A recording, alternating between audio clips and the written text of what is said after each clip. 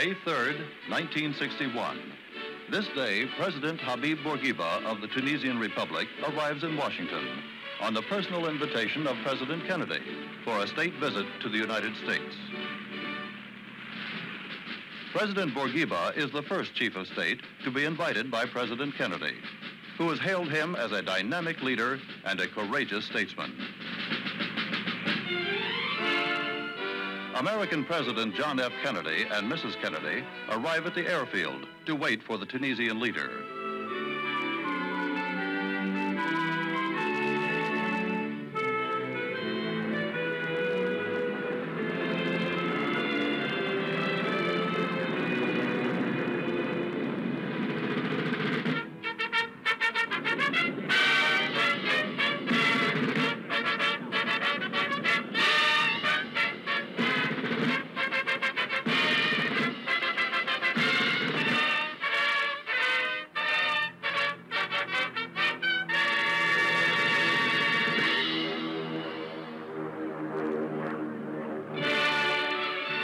First to welcome him are the American Chief of State and First Lady.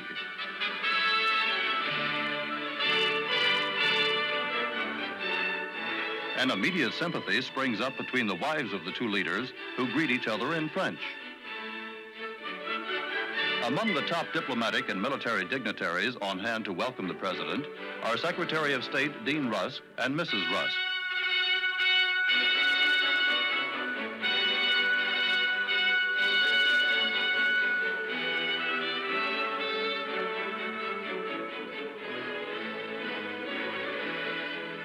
President Kennedy expresses the American people's welcome to a man who is a champion of freedom and who fought for his country's independence.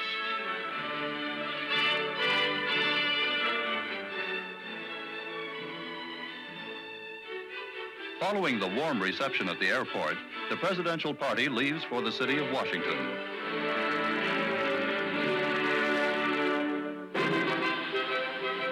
The streets are thronged by Americans cheering the African leader as a parade escorts him on his way.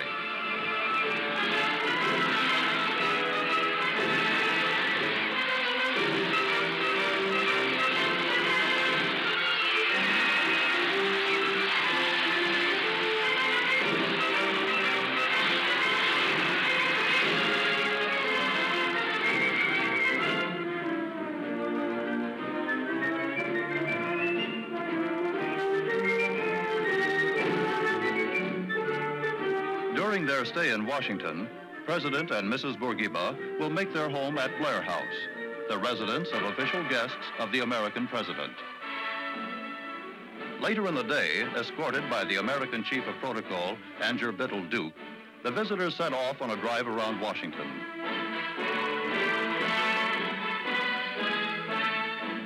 Their visit has come at an auspicious time. The American capital is at its scenic best in the month of May. The Jefferson Memorial interests the president.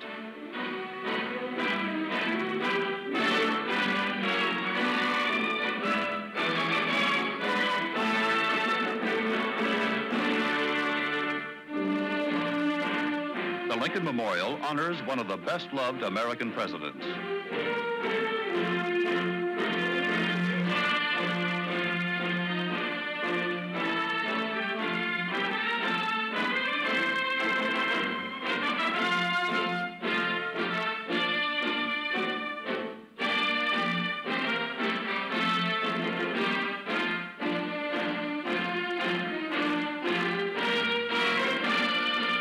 The Tunisian Chief of State arrives to pay his respects to the memory of Abraham Lincoln, whose work and life, he stated, have greatly inspired his own.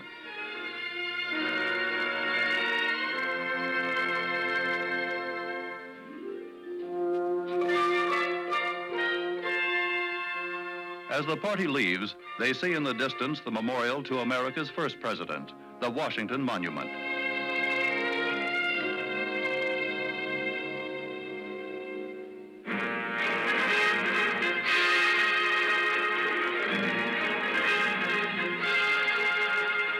That evening, President and Mrs. Kennedy hold an official dinner in honor of President Bourguiba at the White House. Leaders of official Washington are present. The splendor of the occasion is recorded by cameramen of many nations.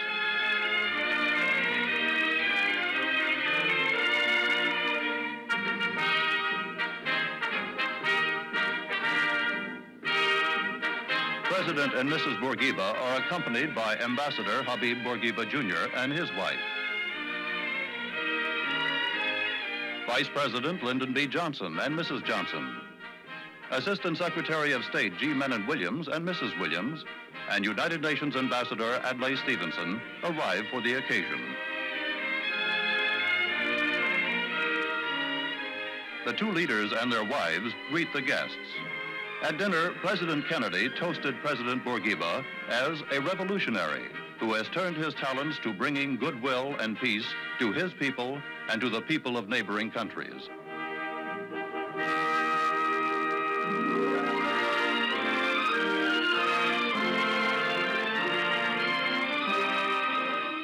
As a tribute to the visiting Chief of State, the American Congress convenes in a joint session. Responding to their invitation, President Bourguiba will address the Senate and the House of Representatives.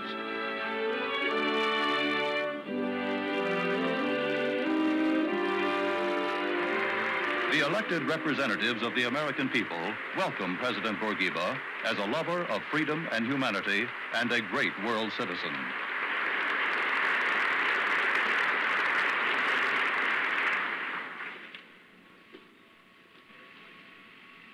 Honorables membres du Congrès, c'est pour moi une joie, en même temps qu'un honneur, de m'adresser. Honorable members of Congress, it is both an honor and a great joy for me to address the representatives of a friendly people who share with us the same devotion to the deepest human values. The primary quest of nationalism, as President Kennedy has so well understood it, is essentially liberation from the degrading subjugation of man to man and of people to people. Nous n'avons jamais hésité, en ce qui nous concerne, à souligner à l'adresse du monde occidental. We have never hesitated to point out to the Western world the harm it has done itself by compromising with its own principles in order to avoid giving offense to some of its members. It is therefore a real source of satisfaction to us to see the United States of America return to its traditional policy of anti-colonialism and support for the principle of self-determination and independence for all people.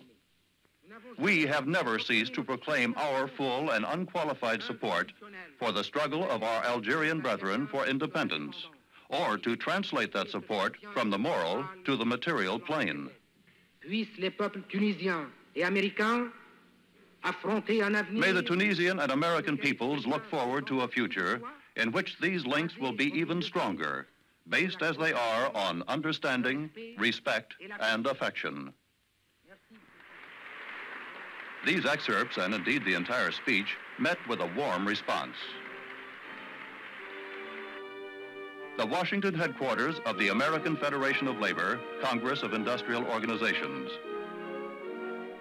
President Bourguiba renews an old acquaintance as he is warmly greeted by George Meany, president of the AFL-CIO. Mr. Meany shows President Bourguiba a mosaic bearing the motto, "Labor is Life," at the building's entrance. The president inscribes his good wishes in the guest book. George Meany of the AFL-CIO and his guest have been friends since the Tunisian leader attended an international labor conference in San Francisco in 1951.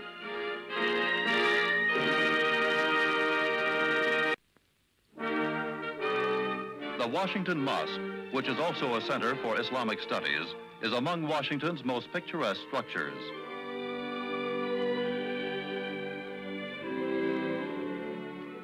President Bourguiba is greeted by